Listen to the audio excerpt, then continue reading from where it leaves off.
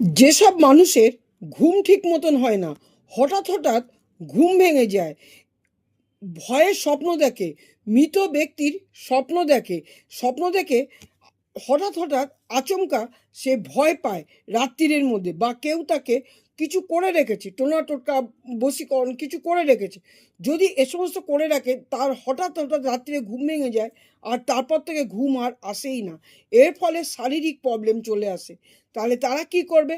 তারা কি করবে, এটা মঙ্গলবার দিন থেকে করবে। মঙ্গলবার দিন একটা লাল কাপড়ের মধ্যে এক মুঠো